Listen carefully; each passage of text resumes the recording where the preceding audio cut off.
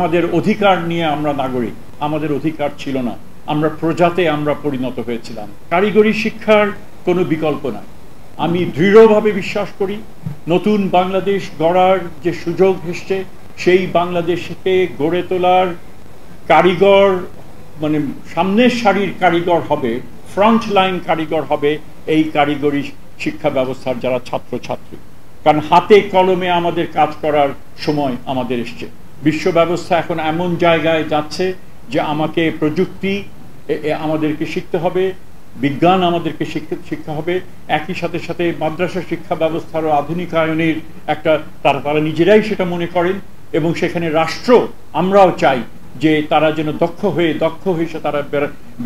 তাদের যে মূল লক্ষ্য সেটা তারা তো পালন করবেনই, সেটা তার সেই শিক্ষা তারা অর্জন করবে। একই সাথে সাথে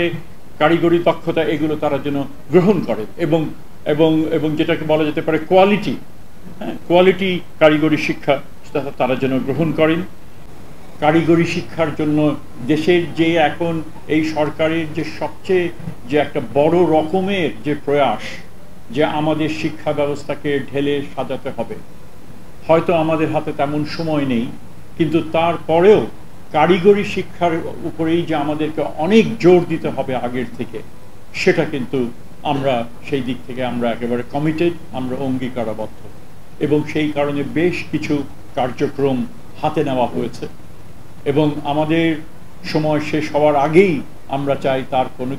কিছু কিছু কাজ আমরা করে দেব। আর এই জুলাই মাসেই সেই বড় রকমের আন্দোলন হয়েছিল, ছাত্রদের আন্দোলন হয়েছিল, শ্রমিকরা সেখানে যোগ দিয়েছিলেন,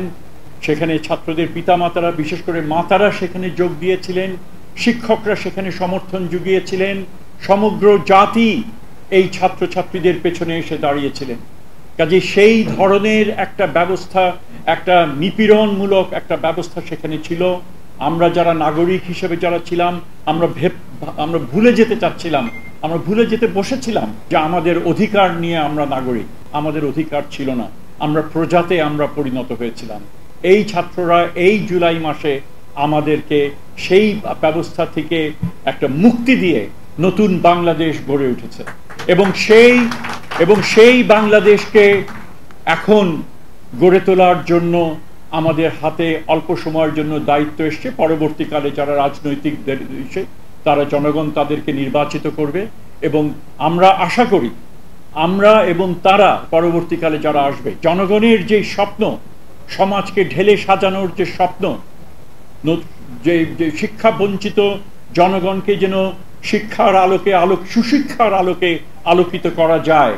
যেই শিক্ষা তাদের যে ভিতরের যে গুণাবলী রয়েছে সেই গুণাবলীকে স্ফুরণ ঘটানোর জন্য একটা সুযোগ তৈরি করে দিবে, যেই শিক্ষা তাদের কর্মদক্ষতাকে বাড়াবে, যেই শিক্ষা তাদেরকে নৈতিক এবং মানবিক হতে সাহায্য করবে, সেই শিক্ষা যেন আমরা করে যেতে পারি, যার ইঙ্গিত আমাদের জেলা প্রশাসক কিছুক্ষণ আগে দিয়েছেন।